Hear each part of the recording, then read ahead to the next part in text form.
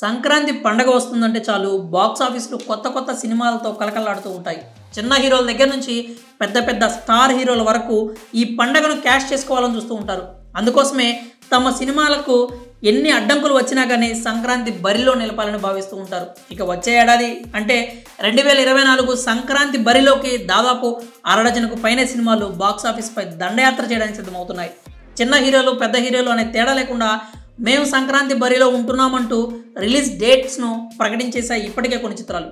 అయితే ఈ రేసులో ముందున్నాడు సూపర్ స్టార్ మహేష్ బాబు మాటల మాంత్రికుడు త్రివిక్రమ్ కాంబినేషన్లో వస్తున్న భారీ చిత్రం గుంటూరోడు. ప్రతిష్టాత్మకంగా తెరకెక్కుతున్న ఈ మూవీ 2024 సంక్రాంతి బరిలోకి దిగబోతోంది.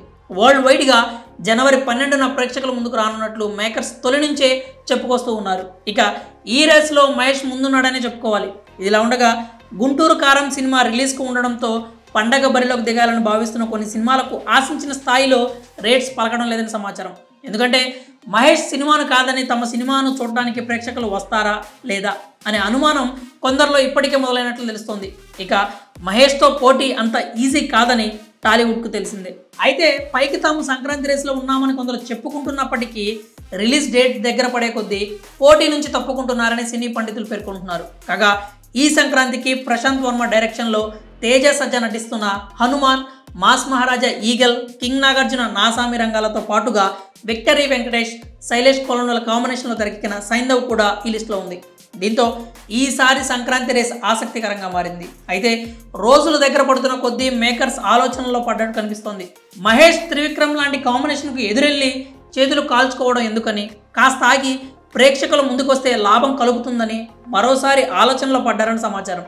అయితే ఇక్కడ ఎవరి నమ్మకాన్ని మనం తక్కువ అంచనా వేయకూడదని తెలుసుకోవాలి. అదీకాక ఇంతమంది స్టార్ హీరోల సినిమాలకు 2 తెలుగు రాష్ట్రాల్లో థియేటర్లు అందించగలరా అన్నది మరో ప్రశ్న. కాగా ఒకవేళ అన్ని సినిమాలకు పాజిటివ్ టాక్ వచ్చినా లెక్కల్లో ఖచ్చితంగా తేడాలు వస్తాయి. ఇక కొన్ని మూవీలకు యావరేజ్ ఫ్లాప్ టాక్ వస్తే 2 రోజుల్లో థియేటర్ల నుంచి ఆ చిత్రం వెళ్ళిపోవడం ఖాయం. ఇదంతా ఒక ఎత్తు అయితే ఒకే వారంలో అరడజనుకు పైగా సినిమాలను ప్రేక్షకులు చూస్తారా అన్నది బేతాళ ప్రశ్నగా మారింది. మరి ఇన్ని ఆటంకాలు దాటుకొని మహేష్ లాంటి హీరోతో పోటీ పడతారా లేదా అన్నది మరికొన్ని రోజుల్లో తెలిసిపోతుంది. ఇక ఈ విషయంపై మీ అభిప్రాయం ఏంటో కామెంట్స్ రూపంలో తెలియజేయండి.